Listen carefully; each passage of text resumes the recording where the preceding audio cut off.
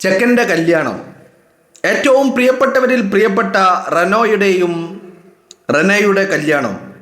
Rino P രാജൻ്റെയും അലീനയുടെയും life കൂടുതൽ കളറാകട്ടെ. രാഹുൽ മാങ്കൂട്ടത്തിൻ്റെ ഒരു Facebook കുറിപ്പാണ് ഞാൻ വായിച്ചത്. അതിന് താഴെ രാഹുൽ ഒരു ചിത്രം കൂടി പങ്കുവച്ചിട്ടുണ്ട്.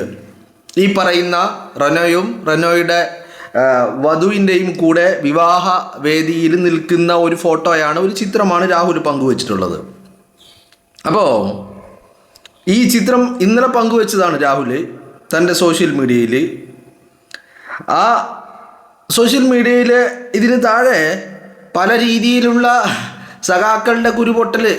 കാരണം അറിയാലോ, സഖാക്കൾക്ക് ഓൾറെഡി രാഹുൽ മാങ്കൂട്ടം സഖാക്കൾക്കൊരു ആയുധമായിരുന്നു. ഏത് 2016 ഉമ്മൻചാണ്ടിയെ ഉപയോഗിച്ച് ഭരണത്തിലെത്തിയതുപോലെ പിണറായി വിജയന് മൂന്നാമതും ഭരണത്തിലിരിക്കാൻ ഒരു പെണ്ണുകേസ് കൊണ്ട് സാധിക്കുമെന്നുള്ള കണക്കുകൂട്ടലിന് പുറത്താണ് രാഹുലിനെ വേട്ടയാടിയത്. അപ്പോൾ അത് സഖാക്കളുടെ ഒരു ആയുധമായിരുന്നു. ആ ആയുധം ചീറ്റി എന്ന് മാത്രമല്ല, പിണറായിയും സംഘവും 8 നിലയിൽ പൊട്ടി മൂലക്കിരിക്കേണ്ട ഗതികേടിലിരിക്കുകയാണ്. അപ്പോൾ അതിൻ്റെ ഒരു കുരുപൊട്ടലുണ്ട്. പിന്നെ ഈ കുരുപൊട്ടലിനൊക്കെ കാരണം ഈ തോൽപ്പിച്ച ആളുകൾ ഉണ്ടല്ലോ, അവരുടെ കൂട്ടത്തിൽ രാഹുലിൻ്റെ പങ്ക് അത് നിഷേധിക്കാനാവാതെ അങ്ങനെ കിടക്കുന്നുമുണ്ട്. അപ്പോൾ രാഹുലിൻ്റെ കമൻറ്റ് ബോക്സിൽ ഇവന്മാർക്ക് വലിയ ക്രിമികടിയുണ്ട്. അപ്പോൾ അതവിടെ നിൽക്കട്ടെ. ഞാൻ ഇന്നലെ വിട്ടതാ കേസ്. ഞാൻ ഇന്നലെ വിട്ടതാണ്. ഞാനത് വല്ലാണ്ട് അതിലേക്ക് പോകണ്ട എന്ന് കരുതിയിട്ട് അതിനൊരു വലിയ ഒരു പ്രാധാന്യം. കാരണം കൂട്ടുകാരൻ്റെ കല്യാണം, ആ കല്യാണത്തിൽ പങ്കെടുത്തു, ഒരു ചിത്രമെടുത്തു, ആ ചിത്രം സോഷ്യൽ മീഡിയയിൽ പങ്കുവച്ചു.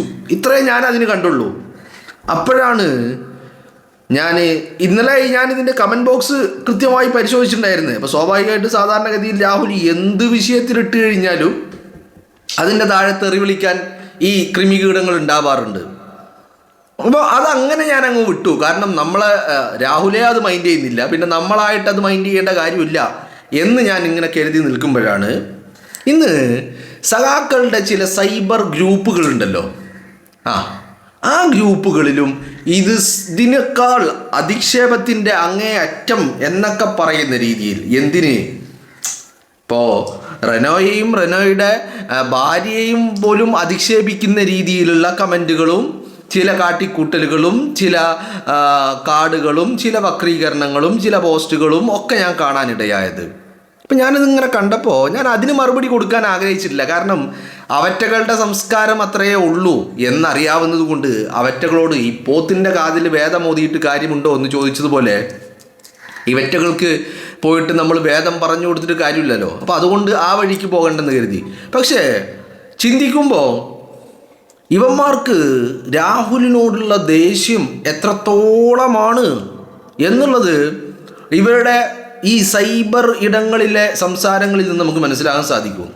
ഇത് സൈബർ ഇടങ്ങളിൽ മാത്രമല്ല കേട്ടോ, ഇവർ ഇപ്പോഴും രാഹുലിനെ ചർച്ച ചെയ്യുന്നുണ്ട്. അത് സൈബർ ഇടങ്ങളിൽ ചർച്ച ചെയ്യുന്നുണ്ട്, ഈ പറയുന്ന ഫേസ്ബുക്കിൽ ചർച്ച ചെയ്യുന്നുണ്ട്, അതുപോലെ വാട്സപ്പ് ഗ്രൂപ്പുകളിൽ ചർച്ച ചെയ്യുന്നുണ്ട്, അല്ലാത്ത ഇവരുടെ പാർട്ടി ആഫീസുകളിൽ ചർച്ച ചെയ്യുന്നുണ്ട്, ജില്ലാ കമ്മിറ്റിയിൽ ചർച്ച ചെയ്യുന്നുണ്ട് രാഹുലിനെ കുറിച്ചിട്ട്. DYFIയുടെ ജില്ലാ കമ്മിറ്റിയിൽ രാഹുലിനെ കുറിച്ച് ചർച്ച എപ്പോൾ? ഈ കഴിഞ്ഞ ആഴ്ച. എന്ന് പറഞ്ഞാൽ ഇപ്പോൾ DYFIയുടെ സംസ്ഥാന സമ്മേളനം കഴിഞ്ഞ ദിവസം കഴിഞ്ഞല്ലോ. അതിൻ്റെ മുന്നോടിയായിട്ട് ജില്ലാ സമ്മേളനങ്ങൾ നടത്തിയപ്പോൾ തിരുവനന്തപുരം ജില്ലാ സമ്മേളനത്തിൻ്റെ ഭാഗമായി നടത്തിയ പ്രതിനിധി സമ്മേളനത്തിലും അതുപോലെ അവരുടെ ജില്ലാ കമ്മിറ്റി യോഗത്തിലും രാഹുൽ മാങ്കൂട്ടം ചർച്ചയായി. എന്താ ചർച്ച എന്നും കൂടി നിങ്ങൾ ആലോചിക്കണം. രാഹുൽ മാങ്കൂട്ടത്തിനെ അവർ കാണുന്നത് രാഹുൽ ഒരു മോശക്കാരനായിട്ടല്ല സഖാക്കൾ കാണുന്നത്. സൈബർ സഖാക്കളല്ല, ഇവരുടെ ജില്ലാ കമ്മിറ്റിയിലും അതുപോലെ ജില്ലാ സമ്മേളനത്തിൻ്റെ പ്രതിനിധി സമ്മേളനത്തിലൊക്കെ രാഹുൽ മാങ്കൂട്ടം ഒരു വലിയ മോശക്കാരനോ ഒരു ക്രൂരനോ ഒരു ഒരു കുറ്റവാളിയോ അങ്ങനെയൊന്നല്ല കാണുന്നത്. ഇവരുടെ ഒരു മൂത്ത ക്രിമികീടം അശ്ലീലം റഹീമിന് ഉപദേശം നൽകി. എന്തായിരുന്നു ഉപദേശം എന്നറിയോ? എവിടെയാ ഉപദേശം നൽകുന്ന ആലോചിക്കണം. തിരുവനന്തപുരം ജില്ലാ സമ്മേളനത്തിൻ്റെ ഭാഗമായി സംഘടിപ്പിച്ച പ്രതിനിധി സമ്മേളനത്തിന് വേണ്ടി നടത്തിയ ജില്ലാ കമ്മിറ്റി യോഗത്തിൽ ഇവരുടെ ഒരു മൂത്ത ക്രിമികീടം അശ്ലീലം റഹീമിന് ഉപദേശം നൽകുകയാണ്. എന്താണ് ഉപദേശം? രാഹുലിനെ കണ്ടുപിടിക്കുക. രാഹുലിനുള്ള അത്ര പോലും ജനസ്വീകാര്യത, ജനപിന്തുണ നിങ്ങൾക്കാർക്കുമില്ല. അതുപോലെ ജനപിന്തുണയുണ്ടാക്കാനുള്ള പണിയെടുക്ക് എന്നാണ് ജില്ലാ കമ്മിറ്റിയിൽ ഇവരുടെ ഒരംഗം പറഞ്ഞത്. ഇപ്പം ഞാനിങ്ങനെ നോക്കുമ്പോൾ ഈ താഴെ തട്ടിലുള്ള കൃമികീടങ്ങളാണല്ലോ ഈ ഫേസ്ബുക്ക് ഗ്രൂപ്പുകൾ, വാട്സപ്പ് ഗ്രൂപ്പുകളിലൊക്കെ ഇങ്ങനെ ഉറഞ്ഞു തുള്ളുന്നത് അവറ്റകളാണല്ലോ. എന്നാൽ ഇവറ്റകളുടെ മുന്തിയ ഇനം കൃമികീടങ്ങൾക്ക് അങ്ങനെ ഒരു വാദമില്ല, അങ്ങനെ ഒരു അഭിപ്രായവും ഇല്ല. അവർ പറയുന്നത് രാഹുലിനെ കണ്ടുപഠിക്കുന്ന. അപ്പം ഞാൻ ഇത് കഴിഞ്ഞ ആഴ്ചയിലെ വാർത്തയാണ്. ഇത് ഇന്ന് ഈ പറഞ്ഞ സംഭവം ഇപ്പോഴത്തെ കാർഡും ഈ പറയുന്ന റെനോയെയും റെനോയുടെ ഭാര്യയെയും രാഹുലിനെയും കൂട്ടിവെച്ച് കൊണ്ടുണ്ടാക്കുന്ന അശ്ലീലങ്ങളുമൊക്കെ ഇന്നലത്തെ വാർത്തയാണ്, അല്ലെങ്കിൽ ഇന്നലത്തെ സംഭവമാണ്. ഞാനിതിങ്ങനെ രണ്ടും തമ്മിൽ ഇത് രണ്ടും ഇന്നലെ ഈ സംഭവം കണ്ടപ്പോൾ ഈ സഖാക്കൾ ഗ്രൂപ്പ്, എന്താണ് ആ ഗ്രൂപ്പിൻ്റെ പേര്? നമ്മൾ സഖാക്കൾ. യെസ്, ആ ഒരു ഗ്രൂപ്പിൽ ആണ് ഒന്ന് ഞാൻ കണ്ടത്, ഈ നമ്മൾ സഖാക്കൾ എന്ന് പറയുന്ന ഗ്രൂപ്പിൽ. അപ്പോൾ ഈ നമ്മൾ സഖാക്കൾ എന്ന് പറയുന്ന ഗ്രൂപ്പിൽ, അതുപോലെ മറ്റു പല ഗ്രൂപ്പിലും ചില വാട്സപ്പ് ഗ്രൂപ്പുകളിലും ഉണ്ട് കേട്ടോ. അപ്പോൾ ഈ വാട്സപ്പ് ഗ്രൂപ്പുകളിൽ നടക്കുന്ന ചർച്ചകളുടെ ചില സ്ക്രീൻഷോട്ടുകളൊക്കെ ഉണ്ട്. അപ്പോൾ ഇതിങ്ങനെ നടക്കുമ്പോൾ ഞാനിങ്ങനെ ആലോചിച്ചത്, ഒരാൾ പറയുന്നു രാഹുലിനെ മാതൃകയാക്കണം, മറ്റൊരാൾ ഇവിടെ നിന്ന് പച്ചത്തെറി വിളിക്കുന്നു. ഇപ്പം രാഹുലിനെ മാതൃകയാക്കണം എന്ന് പറയുന്നവൻ, അവൻ്റെ ഉള്ളിൽ എന്താ? രാഹുലിനോടുള്ള അസൂയ. കാരണം എന്താ? ഇങ്ങനെയൊക്കെ വേട്ടയാടിയിട്ടും ആ ചെക്കനെ അവൻ്റെ രോമത്തിൽ സ്പർശിക്കാൻ കഴിഞ്ഞില്ല. സംഭവം ശരിയാ, അവന് ഇപ്പോൾ ഈ തവണ ഈ വിവാദം ഇല്ലെങ്കിൽ രാഹുൽ പാലക്കാട് വീണ്ടും മത്സരിക്കുമായിരുന്നു. രാഹുൽ പാലക്കാട് മത്സരിച്ച് വിജയിച്ചിരുന്നെങ്കിൽ ഉറപ്പായിട്ടും രാഹുൽ കേരളത്തിലെ ക്യാബിനറ്റിൽ അംഗമായിട്ടുണ്ടാകുമായിരുന്നു. ഇതൊക്കെ ഉണ്ടാകുമായിരുന്നു. മനസ്സിലായില്ലേ? അങ്ങനെ ഒരു അവസരം രാഹുലിന് നഷ്ടപ്പെട്ടിട്ടുണ്ട്, ഇല്ല എന്നൊന്നല്ല. അത് എന്താ പറയേണ്ടത്, അയാളുടെ ഈ പറയുന്ന രാഷ്ട്രീയ ജീവിതത്തിലെ അയാൾക്ക് നഷ്ടപ്പെടാൻ ഇനി വേറൊന്നുമില്ല എന്നുള്ളതാ രാഷ്ട്രീയ ജീവിതത്തിൽ. മനസ്സിലായില്ലേ? കാരണം ഈ നഷ്ടം അയാൾക്ക് തിരിച്ചു പിടിക്കാൻ കഴിയില്ല. ഒരുപക്ഷെ ഭാവിയിൽ അയാളുടെ തിരിച്ചുവരവും അയാളുടെ മറ്റു പലതും നമ്മൾ കണ്ടേക്കാം. പക്ഷേ ഇങ്ങനെ ഒരു സമയത്ത്, മനസ്സിലായില്ലേ, ഒരു യുവ പ്രാതിനിധ്യം എന്നുള്ള രീതിയിൽ ക്യാബിനറ്റിൽ അയാൾ ഉണ്ടാവേണ്ടതായിരുന്നു. അത് രാഹുലിനെ സംബന്ധിച്ചിടത്തോളം വലിയ നഷ്ടമാണ്. പിന്നെ പാലക്കാട് മത്സരിച്ച് വിജയിച്ചിരുന്നെങ്കിൽ എന്നല്ല, പാലക്കാട് മത്സരിച്ചിരുന്നെങ്കിൽ ഉറപ്പായിട്ടും രാഹുൽ അവിടെ വിജയിക്കുമായിരുന്നു.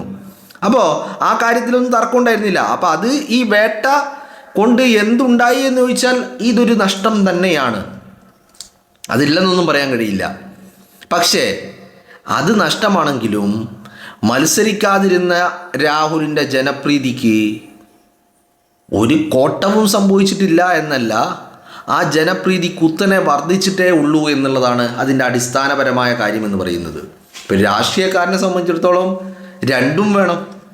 ജനപ്രീതി വേണം, കസേര വേണം, അധികാരം വേണം, സ്ഥാനമാനങ്ങൾ വേണം, ഇതൊക്കെ വേണം രാഷ്ട്രീയക്കാരന് നിലനിൽപ്പ് വേണമെങ്കിൽ ഇതൊക്കെ വേണം.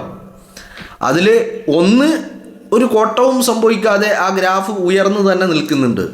മറ്റൊന്നാണ് ഈ പറയുന്ന പാലക്കാടിൻ്റെ ജനപ്രതിനിധി എന്നുള്ള ആ ഒരു സ്ഥാനം പോയി. അവിടെ രണ്ടാമതും രാഹുൽ മത്സരിക്കുമായിരുന്നു ഉറപ്പായിട്ടും. ഈ പറയുന്ന സിറ്റിംഗ് MLA എന്നുള്ള രീതിയിൽ ഉറപ്പായിട്ടും രാഹുൽ അവിടെ മത്സരിക്കുമായിരുന്നു, രാഹുൽ അവിടെ വിജയിക്കുകയും ചെയ്യുമായിരുന്നു.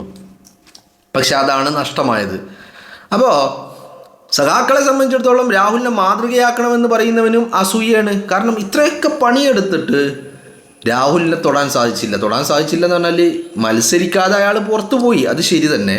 പക്ഷേ അയാൾ മത്സരരംഗത്തില്ല, അയാൾ ഒരു പാർട്ടിയിലും അംഗം പോലുമല്ല, എന്നിട്ടും അയാൾക്ക് ജനപിന്തുണയുണ്ട് എന്നുള്ളത് ഇവരെ വല്ലാതെ അസൂയപ്പെടുത്തുന്നുണ്ട് ഒരു കാര്യം.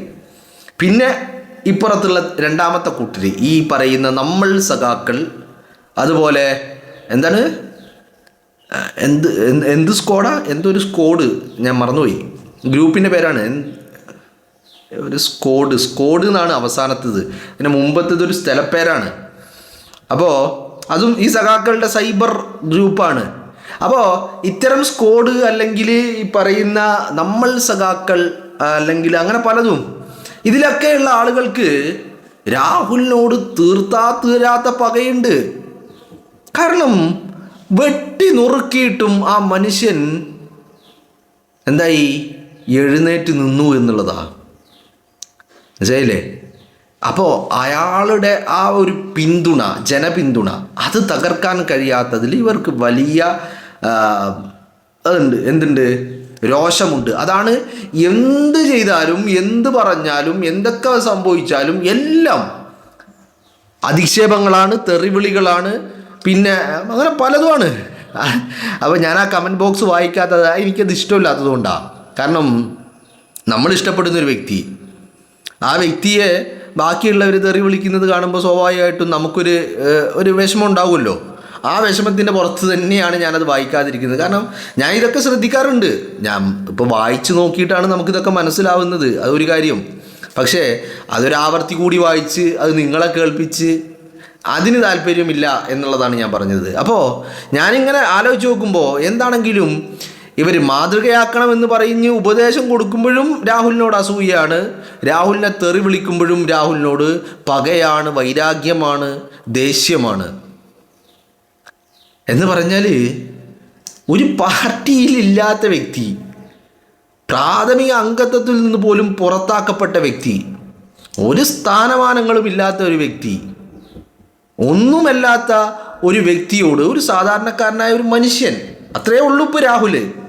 പക്ഷേ അയാൾ എന്തൊക്കെ ആയിരുന്നു എന്നുള്ളത് ഇപ്പോഴും അയാളുടെ ആ ജനപിന്തുണയെ വർദ്ധിപ്പിക്കുന്നുണ്ട് എന്നുള്ളതാണ്. അപ്പോൾ അങ്ങനത്തെ ഒരു മനുഷ്യനോട് ഇവർക്ക് ഭയങ്കര പകയാണ്. അതിന് പല കാരണങ്ങളുണ്ട് കേട്ടോ. കാരണങ്ങൾ ഒന്ന്, ഈ ഇങ്ങനെയൊക്കെ വേട്ടയാടിയിട്ടും അവൻ്റെ രോമത്തിൽ തൊടാൻ പറ്റിയില്ല എന്നുള്ള ഒരു കാര്യം. രണ്ടാമത്തെ കാര്യം, ഈ ഒരു തോൽവി ഉണ്ടല്ലോ, കാരണം രണ്ടും പുകച്ചുകൊണ്ടുള്ള ആ തോൽവിയിൽ ഒരു പങ്ക് രാഹുലിൻ്റേതുമാണ് എന്നുള്ളത് അവർ തന്നെ മനസ്സിലാക്കിയ ഒരു കാര്യമാണ്. ആര്? ഈ സഖാക്കൾ. അപ്പോൾ അതുകൊണ്ട് തന്നെയാണ് സഖാക്കൾക്ക് എന്ത് കണ്ടാലും രാഹുലിനെ തെറി വിളിക്കണം, രാഹുലിനെ അധിക്ഷേപിക്കണം. ഇനി രാഹുലിൻ്റെ കൂടെ ആരെങ്കിലും ഒരു ഫോട്ടോ ഇട്ടിട്ടുണ്ടെങ്കിൽ അവനെയും തെറി വിളിക്കണം. ഇനി രാഹുലിന് വേണ്ടി ആരെങ്കിലും സംസാരിച്ചിട്ടുണ്ടെങ്കിൽ അവനെയും തെറി വിളിക്കണം. ഇപ്പം നമ്മൾ ഇപ്പോൾ രാഹുലിന് വേണ്ടി എന്തെങ്കിലുമൊക്കെ പറയുമല്ലോ, ഈ പറയുന്ന വീഡിയോക്ക് താഴൊക്കെ ചുരുങ്ങിയൊരു 10 കമൻറ്റെങ്കിലും വരും നമ്മളെ തെറി വിളിച്ചോണ്ട്. എന്താ പ്രശ്നം? നമ്മൾ രാഹുലിനെ സപ്പോർട്ട് ചെയ്തു, അതാണ് പ്രശ്നം. ഇതിന് വേറൊരു കാര്യമുണ്ട്. എന്നറിയോ? ഇപ്പോൾ പിണറായി വിജയന് തെരഞ്ഞെടുപ്പ് കാലത്ത് പൊതുഖജനാവിൽ നിന്ന് പണമെടുത്തിട്ട് PR വർക്ക് ചെയ്യേണ്ടി വന്നു. പക്ഷേ രാഹുലിൻ്റെ ഒരു അവസ്ഥ എന്താണെന്നറിയോ? അയാൾ ഒരു റുപ്യൻ്റെ ചിലവില്ല. അയാളുടെ നിരപരാധിത്വം അത് സമൂഹത്തോട് വിളിച്ചു പറഞ്ഞുകൊണ്ടിരിക്കുന്നത് രാഹുലിനെ ഇഷ്ടപ്പെടുന്ന ആയിരക്കണക്കിന് ആളുകളാണ് എന്നുള്ളതാണ്. അതും സഖാക്കൾക്ക് വല്ലാത്തൊരു വിഷമാണ്. കാരണം ഇങ്ങനെയൊക്കെ പണിയെടുത്തിട്ടും അവരെ ഈ രാഹുലിന് വേണ്ടി സംസാരിക്കാൻ ആളുകൾ ഒരുപാടുണ്ട് എന്നുള്ളത് അവരെ വല്ലാതെ ആലോചനപ്പെടുത്തുന്നുണ്ട് എന്നുള്ളതാണ്. അപ്പോൾ അതിൽ നിന്നാണ് ഈ തെറിവിളികളും അധിക്ഷേപങ്ങളും, കൂടെ നിന്ന് ഫോട്ടോ എടുക്കുന്നവരെ പോലും അധിക്ഷേപിക്കുക, അവരെ പോലും തെറി വിളിക്കുക, അവരെ പോലും മോശമാക്കി ചിത്രീകരിക്കുക. ഇതൊക്കെ വരുന്നത് എവിടെ നിന്നാ? ഈ പറയുന്ന ഇവരുടെ തിരിച്ചറിവുകളിൽ നിന്നുള്ളതാണ് എന്നാണ് മനസ്സിലാക്കാൻ സാധിക്കുന്നത്.